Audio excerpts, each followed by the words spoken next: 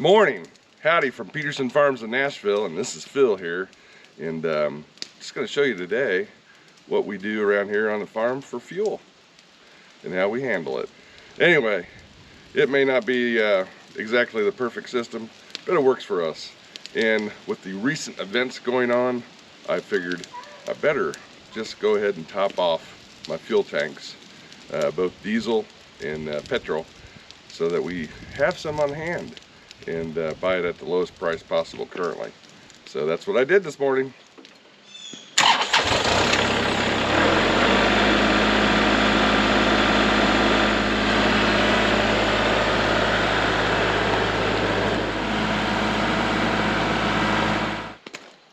Now normally I would have already had the tanks on a skid and then I just skid them off the back of the truck. But I didn't do that this time, and now I'm going to have to manhandle it a little bit. But that would be the ideal situation.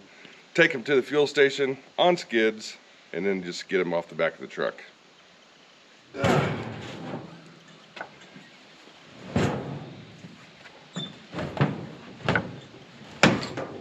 This is why my truck is beat up.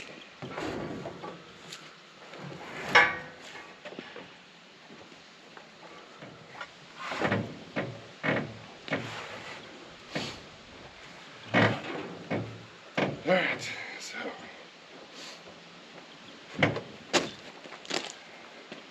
there again, that's why it's so much easier if you load them on with the skid to begin with.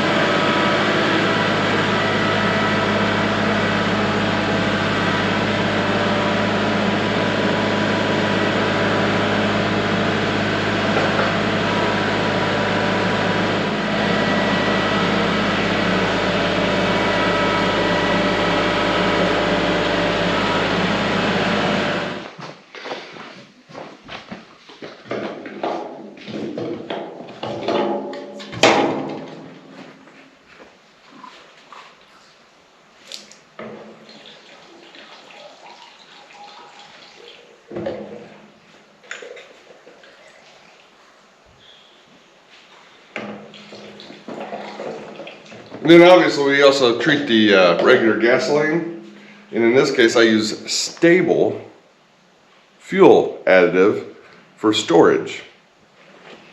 And I don't use the non-ethanol.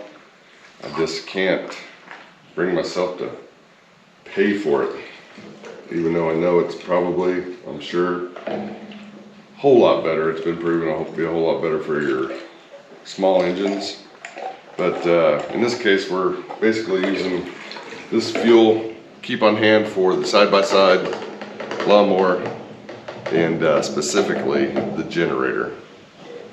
And as I mentioned, in these days and times, and even just normal times, just recently we had the power go out twice, and both times it was over a day or 2 days. And the first time, shame on me, I didn't keep a whole lot of fuel on hand, or I ran it down to where it didn't want to be, and I had to go get some fuel. So that's why we keep this reserve tank full, or should, but I'll do better from here on out for sure. But anyway, stable fuel additive and for storage. That's what we use for a regular gasoline.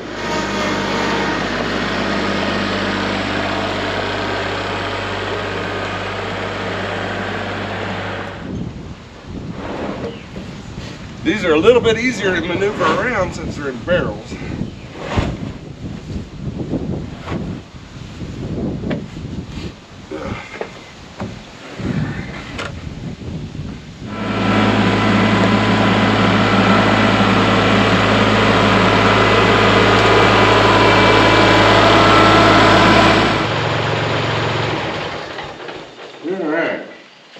Get a little bit higher than the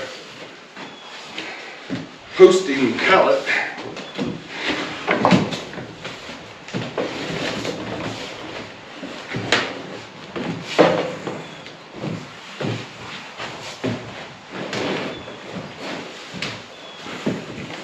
gonna get it turned around to where the pump is gonna be accessible. All right.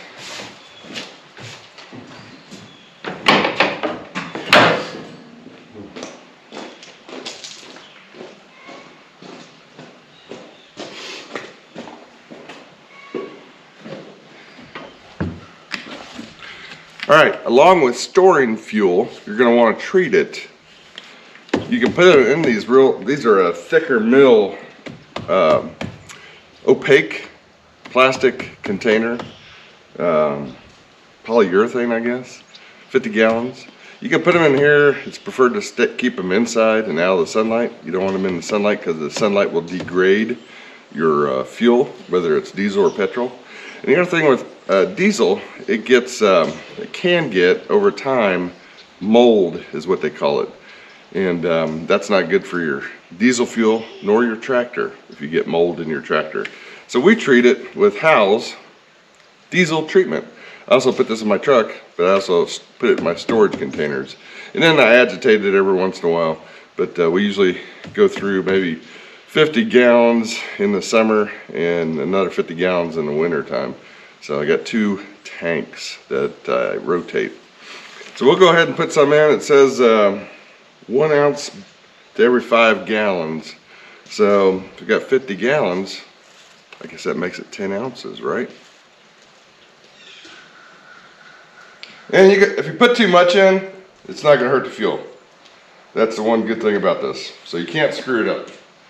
All right, we've got about 10 ounces in there. Looks like this is a total of 64 fluid ounces. Because I bought one of these GPI pumps. There's many different types, many different styles, whatever trips your trigger. And in this particular case, it will, with a little maneuvering, it does screw into the threads where the cap is.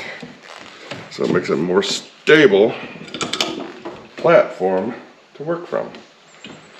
Storage containers, fuel additives or conditioners, and share them in the comments below. Always interested, definitely, in how other people do things. And that's where I learn, is from YouTube. So here we go. Now we're ready to pump some fuel.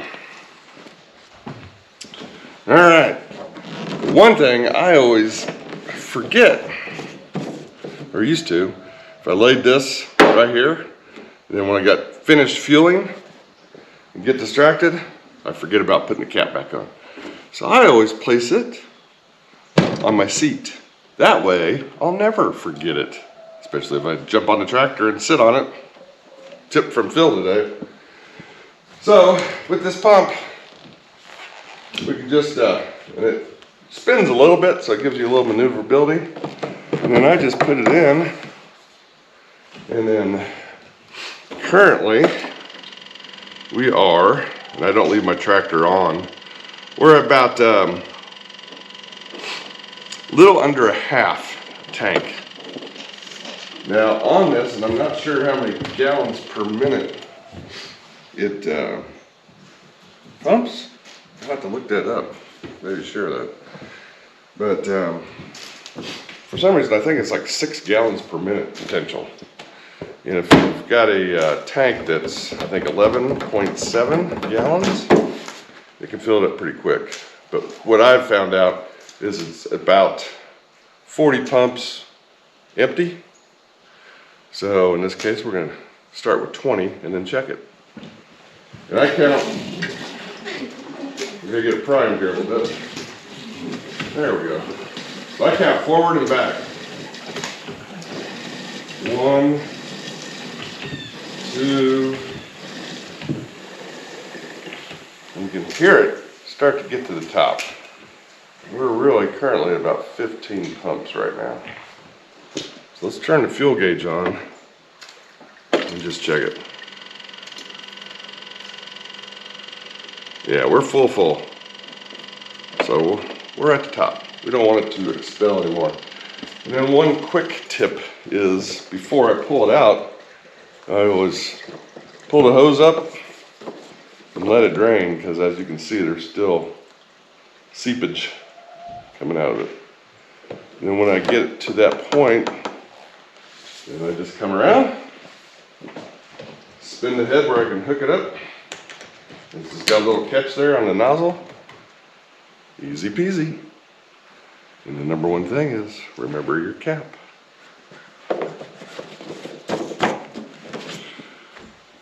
So anyway, thanks for stopping by today. And if you would, and you like this kind of content, please hit that subscribe button to see more videos like this and other things we do around here on the farm. And hit that bell so you get notifications whenever I post a new video. But most importantly, I just hope you enjoyed this and got something out of it. Till next time, friends, family, and future generations, we do these sort of things here around Peterson's Farm in Nashville so that you can enjoy them and learn from them way in the future or in the now, whatever the case may be. God bless you all till next time.